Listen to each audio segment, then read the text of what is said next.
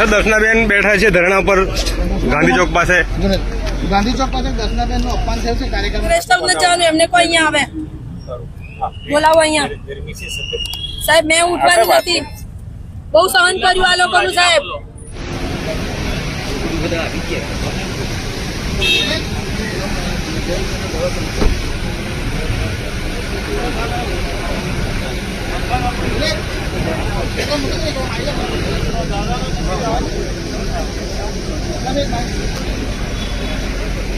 Sir દર્શનાબેન બેઠા છે ધરણા પર ગાંધી ચોક પાસે.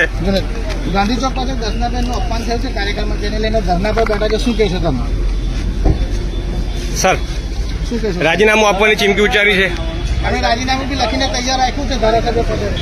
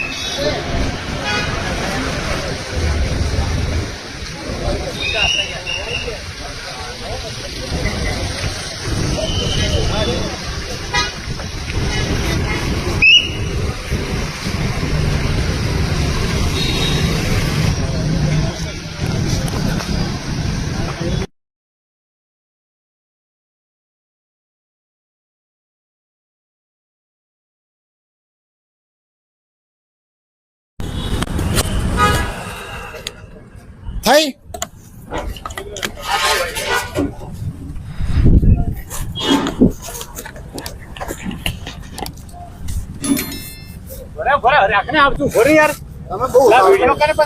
તમે બહુ બૂમો પાડો પણ બરોબર બૂમ કરો.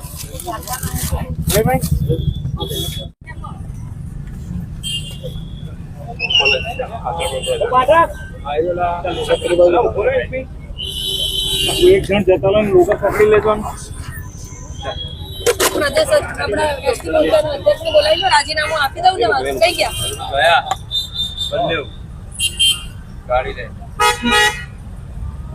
ગયા રેસ્ટ હાઉસ બોલાય છે. મારે રેસ્ટોરન્ટ જવાનું એમને કોઈ અહીંયા આવે બોલાવો અહીંયા. સાહેબ મેં ઉઠવાની નથી, બહુ સહન કર્યું આ લોકોનું સાહેબ. અપમાન સહન કરીને આટલા 2 વર્ષથી અમે લોકો સહન કરીએ છીએ. આદિવાસી છે એટલે શું કઈ અપમાન સહન કરવાનું? એમના બાપની જાગીર છે. ભારતીય જનતા પાર્ટીના કાર્યકર્તા છીએ તો કાર્યકર્તા તરીકે અમારે શું સહન કરવાનું? શું આદિવાસી છીએ એટલે, આદિવાસી મહિલા છીએ એટલે સહન કરવાનું અમારે? ફોન કરો એસટી મોરચાના અધ્યક્ષને, મારે રાજીનામું અહીંયા જ આપી દેવાનું તૈયાર જ છે. લાવ પેલું કાગળ આપ બેન મારું. મામા તમે ઉતાવળની વાત ના કરશો. આ લોકોને છે ને, આ લોકોને તમારી બધાની હાજરીમાં થયું છે, તમારા બધા વડીલોની હાજરીમાં થયું છે. અને તમે લોકો જો ના બોલતા હોય ને તો ના બોલશો. મેં બેસીશ અહીંયા ગાડી, મારા આદિવાસી માટે બેસીશ. મેં અહીંયા મેં લડીશ અહીંયા મારા આદિવાસી માટે. ભલે ને મેં મરી જતી, મારો બાપ બી મરી ગયો આ આદિવાસી માટે લડતા લડતા. મનસુખભાઈ સામે આટલો હાથ ઉગાડ્યો તારે, કેમ તમે કોઈ બોલ્યા નહીં? કેમ કોઈએ કીધું નહીં કે મનસુખભાઈ જેવા વડીલ સાંસદ સામે એ ભાઈએ જિલ્લા પ્રમુખે હાથ ઉગામ્યો? કેમ કોઈએ એક્શન ન લીધું? કેમ કોઈ તમે લોકો બોલ્યા નહીં? વડીલ છે, 7 ટર્મનો સાંસદ છે, તમે ત્યારે કેમ કોઈ બોલ્યા નહીં? આદિવાસી છીએ એટલે શું અમારે એમના પગમાં પડીને જીવવાનું છે? આદિવાસી છીએ એટલે શું અમે ગુલામ છીએ? જિલ્લા પ્રમુખ હોય તો એના ઘરનો સભ્યતા હોવી જોઈએ દરેક વ્યક્તિ માટે. એ કોઈ પણ વ્યક્તિ હોય, નાનો હોય કે મોટો વ્યક્તિ હોય, દરેક વ્યક્તિને માટે એને માન સન્માન હોવું જોઈએ, સભ્યતા હોવી જોઈએ. જો એ અમારા સંસદનું નથી જાળવી શકતો, નથી ધારાસભ્યનું જાળવી શકતો, અને તમારા સૌ વડીલોની હાજરીમાં થયું તોય તમારા જો પેટનું પાણી ના ઉકળતું હોય ને તો પહેરી લો, તમે ઘરે બેસી રહો. તમે કોઈ જરૂર નથી અહીંયા બી બેસવાની, બેસો તમે ઘરે. અમે અમારા ભારતીય જનતા પાર્ટી માટે અમે જેટલું બી યોગદાન આપ્યું છે ને એટલું યોગદાન અમારું છે જ, નથી એવું નથી. અને અમે અમારા સમાજ માટે પણ કામ કરી રહ્યા છે. અને પાર્ટીના કાર્યકર્તા તરીકે જ્યારે સમાજના માટે કામ કરતા હોઈએ ત્યારે પાર્ટીના લોકોએ બી વિચારવું જોઈએ કે જ્યાં ત્યાં અમારું અપમાન કરે ગંદા ગંદા ઈશારા કરે છે. ઘનશ્યામભાઈ જિલ્લા પ્રમુખ હતો, અમે લેખિતમાં આપ્યું હતું, એક આગળ બી બતાવી મીડિયાને. લેખિતમાં લખેલું છે નામ જો કે બેન જ્યારે આવે કાર્યક્રમમાં તો કાર્યકર્તાઓ અંદર ગંદા ઈશારા કરે, બેન માટે અપમાનજનક શબ્દો બોલે. આટલી બધી રજૂઆત કરી, પ્રદેશ સુધી રજૂઆત કરી. પાટીલ સાહેબ જ્યારે અધ્યક્ષ હતા ત્યારે પણ અમે રજૂઆત કરી અને લેખિતમાં રજૂઆત કરેલી છે. ઘનશ્યામભાઈની સહી વાળો કાગળ છે અમારી પાસે. તો એવી તો શું મજબૂરી છે કે ભાઈ આટલું બધું આદિવાસીઓનું અપમાન કરે એવા નેતાને સાચવવાનો?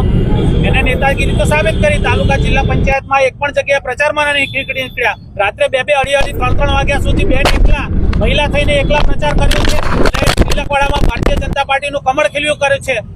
બધાને જ ખબર છે કે સંગઠનનો એક પણ નેતા કોઈ જગ્યાએ પ્રચારમાં નીકળ્યો નથી. ધારાસભ્ય તરીકે, મહિલા તરીકે બેટરીના ટોર્ચમાં ડુંગરોમાં ચાલીને ઘરે પ્રચાર કરીને ધારાસભ્ય તાલુકા જિલ્લા પંચાયતની અંદર ભારતીય જનતા પાર્ટીનું કમળ ખીલાવવા માટે મહેનત કરી છે. અને એ મહિલા ધારાસભ્ય એક આદિવાસી હોવાના કારણે જિલ્લા પ્રમુખ નીલ રાવ, એના મળતિયાઓ, એની જોડે કામ કરનારા લોકો બેન માટે અભદ્ર વાણીનો ઉપયોગ કરે, ગંદા ઈશારા કરે, એની સીધી સૂચનાથી કરે છે.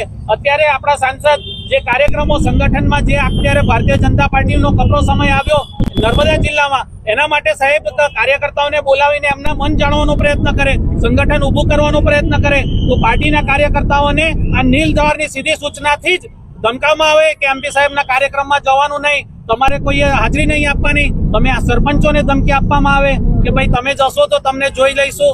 તો આ શું સાબિત કરવા માંગે છે જિલ્લા પ્રમુખ? હોય મહિલા હોય, પણ આદિવાસીઓની અમારા માટે કોઈ ગણતરી નથી. આદિવાસીઓને અમે કઈ સમજતા નથી. આદિવાસીઓ અમારા વર્ષોથી ગુલામ છે ને અમારે ગુલામ જ રાખવાના છે. આ એમની માનસિકતા છે, એ બદલવી જ પડશે. એ સમયની પણ માંગ છે. અને આજે જાહેરમાં ધારાસભ્યનું અપમાન કર્યું, કમલમના બંધ બારણે તો અસંખ્ય વાર અપમાન કર્યું, પણ આજે 300-400 માણસની હાજરીમાં જો ધારાસભ્ય એક મહિલાનું અપમાન થતું હોય તો એ આદિવાસી સમાજ માટે પણ ચિંતાનો વિષય છે. અને આદિવાસી સમાજે પણ જાગૃત થઈને એક થવાની જરૂર છે. અત્યારે જે સાંસદ શ્રી અને ધારાસભ્ય શ્રી દારૂ, જુગારના અડ્ડા, અફીણ, ગાંજાના જે મુદ્દા ઉઠાવી રહ્યા છે, તો આની પાછળ પણ કોણ છે? કેમ છેલ્લા 2 વર્ષમાં દારૂના ધંધા અહીંયા ગાડી જોરશોરથી ચાલવા માંડ્યા છે? કોણ એની પાછળ છે? તો એ પણ તપાસનો વિષય છે, ચિંતાનો વિષય છે. આ બધું જાણવું પડશે. આમાં આદિવાસી સમાજ પાયમાલ થયો છે, આદિવાસી યુવાનો કંગાલ થઈ રહ્યા છે, બેરોજગાર થયા છે, અને અમારી મા બેન દીકરીઓ વિધવા થઈ રહી છે. તો એ આદિવાસી સમાજે જાણવાની જરૂર છે.